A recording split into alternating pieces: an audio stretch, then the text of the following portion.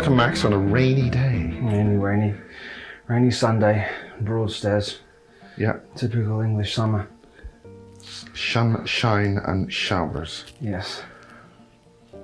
Well, on the way here, we got some messages about blood group B and the PGLFs. Okay. From a researcher that's been with the BASIS project for a very long time, is doing a heck of a lot of work, specifically involving the Nazi bases, Right. the concentration camps that Barry King is referred to in Germany, and the use of concentration camp victims in precise blood groups. And you concurred that she was just messaged me saying that the Germans are very interested in blood group B, and they used this in a programmable generator life form so they could then take grey souls. Right, and you superimpose that into the body. Okay, I think that the Germans are not only interested in blood group B. I think they're also extremely interested in any of the rhesus negative blood, particularly O negative and actually AB negative. AB negative is the rarest of all of the rhesus negative blood groups. But going back to B, B positive or B negative blood group works like a hive blood group, works like a hive mind blood group. Not to say that anybody who has B blood is not an individual themselves, it's just on a collective level. They are working for a single agenda without knowing it. So if you could amass a huge amount of people with blood group B, then you could have a sort of an army working for you, and each individual would be unknown that they are actually part of the collective. Well, that would be some kind of a gang stalking situation then, where you could get an awful lot of people who would respond to that. Well, yeah, because there's a lot of people who have blood group B. Now, it's interesting from my point of view, and also some more work that's been, data that's been published, is on Andrew Power has written a very important book about Ireland, Land of the Pharaohs. Yes. And Ben, the hospital porter, has done a bit of an analysis on that and had a chat with Andrew Power. Andrew Power is somebody who's did some research about the matrix control of Ireland, and how the Battle of the Boyne was actually a ritual and not a battle. But the important thing about this is another person has found out that Northern Ireland is very highly rhesus negative. Okay. So from the point of view of programming people, yes, it's a lot easier to do, and that's why you have Northern Ireland is a extraordinarily locked down facility, and the upside to having O negative blood or rhesus negative blood is that it has and absorbs a much higher amount of oxygen into it. So the body allows far more oxygen into the blood. So for example, if you were a runner, or if you were a fighter, or if you did anything physical, your endurance would be longer and you would be more explosive. The downside to having rhesus negative blood is that they run out of steam very quickly. They have to stop and they have to regroup and then go again. The O positive blood has a much longer endurance. It's not explosive. So if you had an army of rhesus negative an army of rhesus negative, then they would be excellent in a very short term. They could destroy something that's necessary very, very quickly. It's just that only lasts for a very short period of time. They're very explosive, but then they burn out quickly. So you'd use them hit hard, and then pull out, and then use your endurance. Yes. But they do hit harder than any other of the bloodstreams, and then there's the nature of the blue blood, because the oxygen into the blood, then it's a higher copper content. Thus, when oxygen hits the blood, it turns a slightly bluish color. So is that related to the Greys or reptilians or the two families? Most all of the reptilian beings, the Alpha Draconis, and if there's 6 or 7 types of reptilians that are on this planet. Some snakes, some velociraptor looking, some actually look like dinosaurs, but generally they have, the shape-shifting ones all have rhesus negative blood. You don't, okay. Okay, so with the super soldier topic, the benefits of having the rhesus negative are that it is easier for the queen, quote unquote, queen bee to take control of all the rhesus negative, because they are working like that. But they do have O positives working also with them. It's just the O positive are a lot more difficult to control, but through trauma. I mean, it's like we were talking about earlier, a lot of the children die when they go through this process, but the ones who do survive, the O positives that do survive, are extremely beneficial to that, because the endurance goes on and on and on and on and on. So what about the current situation? The last interview you mentioned a lot of the children had died in your program. Yeah. Could you really describe what your program involved? And of course this connects us with James, who's now being arrested. Okay, so I have flash sort of memories, and they start from really when I was at the first school that I went to, which was in Sussex, and I started to have memories then. And then after that, they were sporadic. So then after that, I sort of remember so first of all, maybe 5, 6, 7 years old, then nothing. And then more like 11, 12, 13 years old. And then when I sort of blocked it out. Then as I reached my mid to late 20s, I wasn't able to block it out anymore.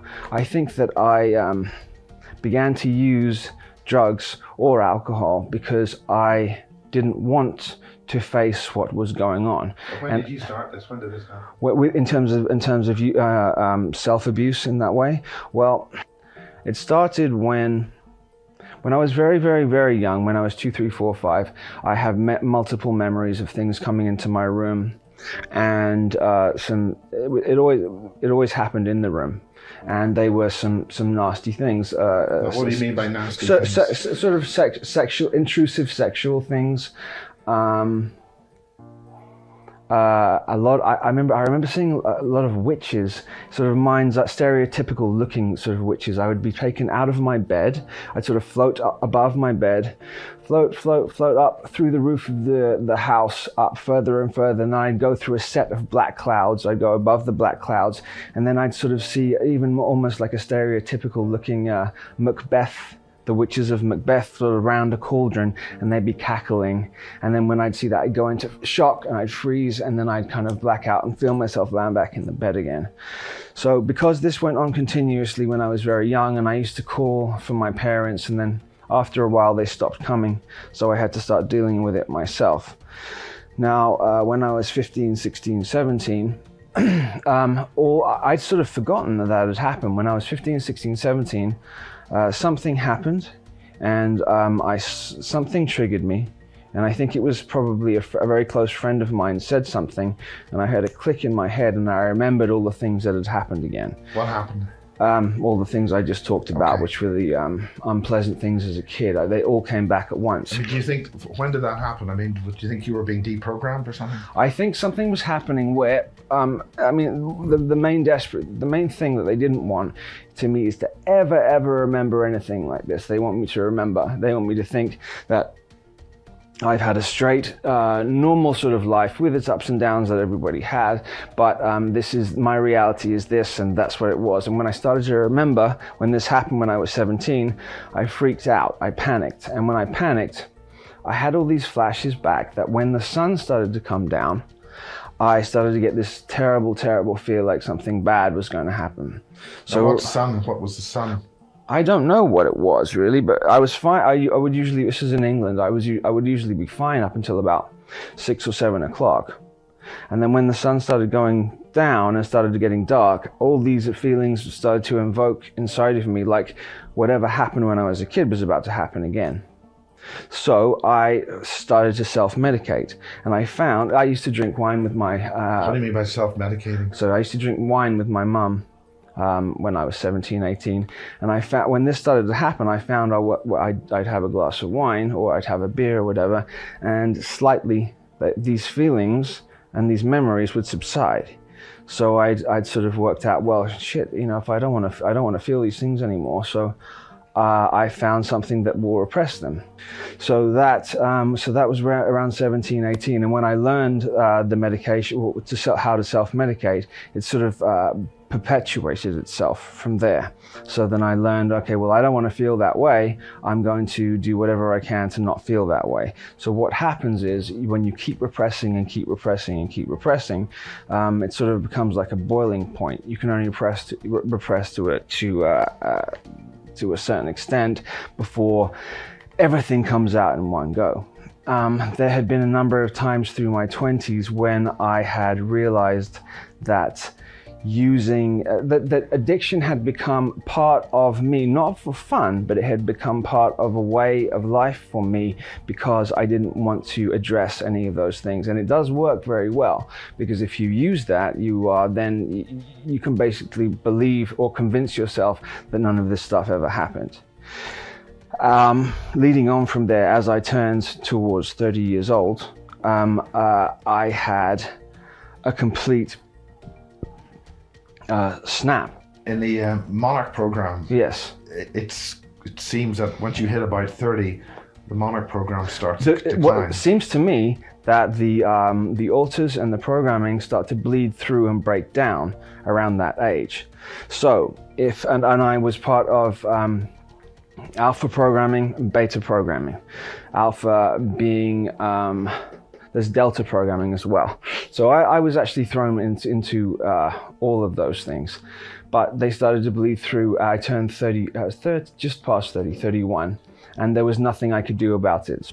Delta. Those categories of programs, just yeah, briefly. yeah. Delta programming generally is a form of assassination or a form of getting information through physical means.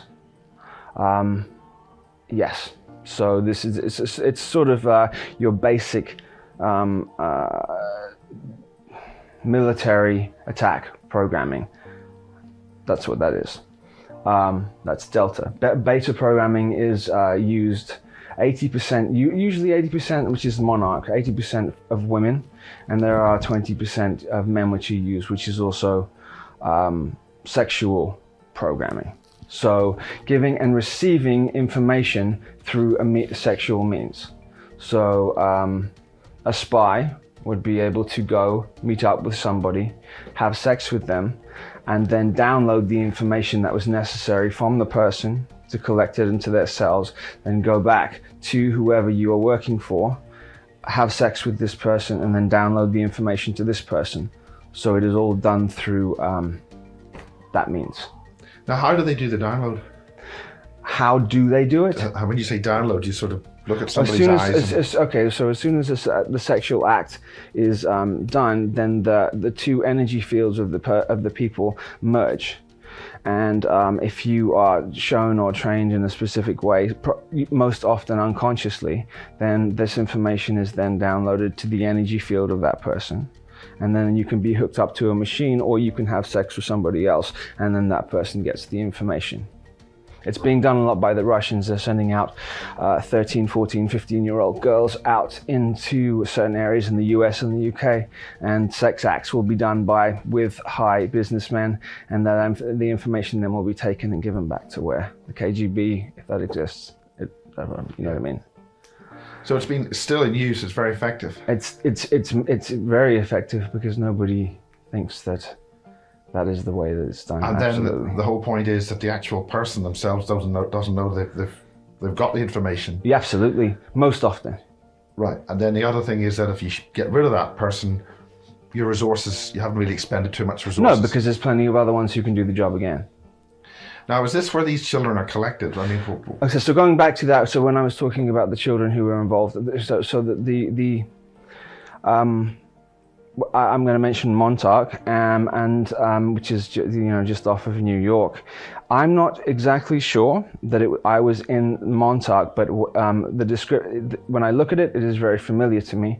But wherever I was, it was an identical layout and setup to the Montauk experiment. And then there are a number of other ones just exactly like that. Now, this is very important because Lisa is doing an awful lot of work on this, and she's collaborating with Peter Moon, who's written a lot of the Montauk Love Peter books. Moon, yes. There's a whack of stuff going on there, connecting with this concentration camps. Yeah. But there's smoke signals which indicate that Rudloe Manor, yes, and Warminster, very close to Devizes in Wiltshire, may have had some kind of involvement with this stuff, but that's only just little whiffs of smoke. The thing is that a previous soldier who's spoken is saying that there's something that the stuff that he was exposed to was in the artillery.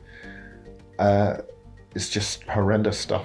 Yeah, in terms of that, what I have seen is I've seen those spiders that are about. I have to be when I see them, I'm in an in-between state. It's not like I can look up and see them now, and it's just before I fall asleep, or if I'm in an in-between state, that's when I see them.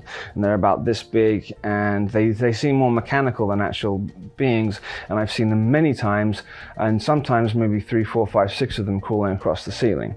Not only that, when I was living in an apartment in Los Angeles, I fell asleep one time, and I knew I was under attack at that moment, and I heard these things rushing and across the ground, and they were squeaking and they were sort of scuttling around.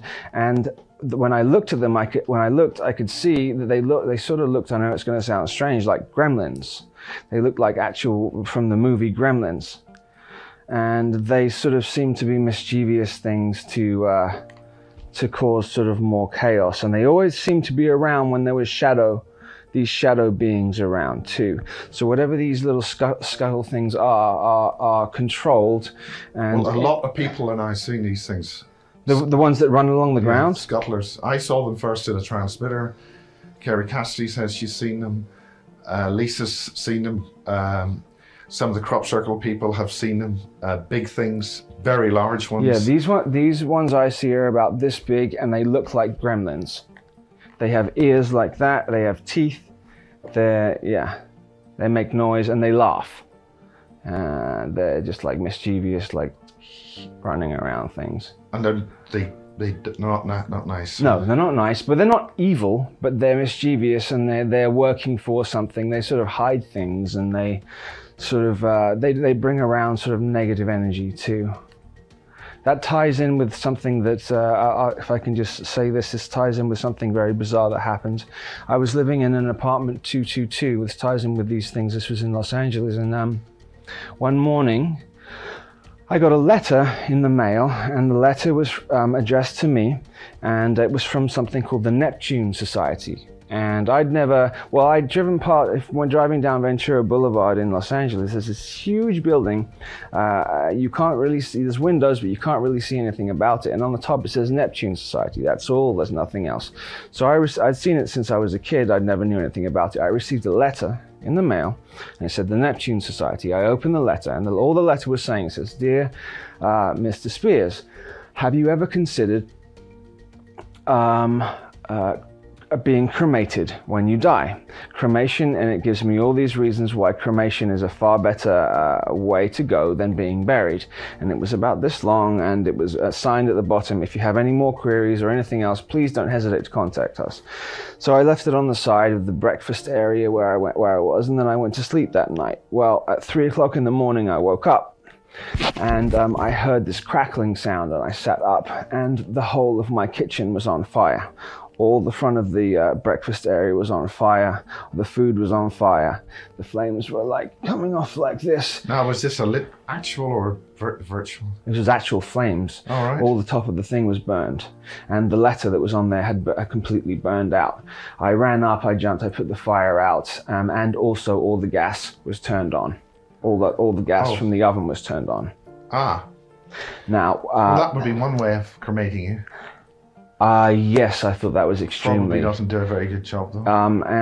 I had feelings it was connected to the Hellfire Club.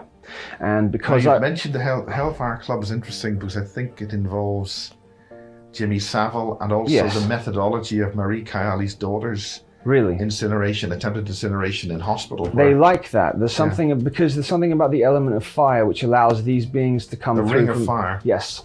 Well, there you go back to the Johnny Cash song. That's the Ring of Fire. Johnny, he's talking all about that. That's what he's talking about. It's a hellfire ritual. But when I got up that morning to leave the house, there was a black Suburban, tinted windows Suburban sitting outside the front of my building, and on the license plate it said "Blow you up." And as I woke up, so they were basic. Oh, that was in the dream. This is real. Oh, this is real. The flames were real. Waking up was real. The car was real. So they're basically letting you know. That was 2011 that happened. And you know what day it happened? It happened on August the 12th. And August the 12th is a very specific day because it is connected when Sirius is at its highest point in the sky. August 11th, 12th, and 13th are called the dog days because the dog star is the most visible. Now, Crowley got married on August the 12th because he sees it as when Sirius has its highest effect on this planet. And he was trying to bring in an That open... wouldn't happen every August the 12th, would it? What's that? It wouldn't happen every year, would it? What doesn't happen every year? That Sirius would have its most... Yes, every single year. Okay. And at that point, so there are negative and positive factions coming from Sirius. He was trying to open doorways to bring the certain ones from Sirius through here. When I started to get close to what was going on with that and what was going on with the dog days, they wanted me out, and I was okay. It was fine. There was a couple of other things on the 13th of August and the 14th of August, there was a couple more attacks that I had. Out of nowhere, my whole apartment became infested with cockroaches within a 24-hour period. Cockroaches coming out of everywhere. So now, is that an actual placement of them, or is it somebody did materialize them in? Or? I think that it was the heaviest attack that I've ever had. I mean, this is the kind of thing you only sort of see in horror movies. Yes, and it was absolutely real. On top of that... So how did you get rid of them? What happened? I went and told the landlady, I said, this is going on, and I had to stay out of the apartment for a week, and she sprayed everything and got rid of the majority of them. They didn't come back. And has this happened to other people? I mean, was it just a dirty apartment, or no? This was a block. I mean, was this something? No. It was a very nice apartment, and it was. But then the number of the apartment was 222, which is a resonance of me because that's my birthday, 222. But and the important thing about resonances is that's a mechanism of getting things through. Yes, 222 is also a doorway. Right next to the front door of the apartment, there was a hall, like an archway like this, and 3 o'clock in the morning again. On the 13th, I think, I thought I got out of bed. I went to go over. I heard a noise, and something came out of the wall. What it was, I think I was dreaming, but I was half dreaming, half awake. It looked like the stereotypical what predator looks like. I don't know what they are. I had never seen one before, but when it came close to me like this, it was still for a second, and then it screamed in my face to invoke as much fear as possible. I had learned at that point, I was had a deep understanding of solfeggio and sound harmonics, and I knew the harmonics to do with my voice to try and help it, to try and get rid of it. I did this sound, which is the HU, H-U. It's a certain frequency sound, and when I did it, it sort of got back into there. This period of time... This is important. I mean, it wouldn't necessarily be that sound from anybody else's voice. For your voice, yeah, it works. Yes. Yeah, the HU sound, yes. Yeah. You can find that on YouTube. Yeah, but for other people, it wouldn't necessarily work. Because of basically the resonance of the voice is the important thing. Yes. There are certain sounds, there is a certain sound that they cannot stand, that they panic and they run away from.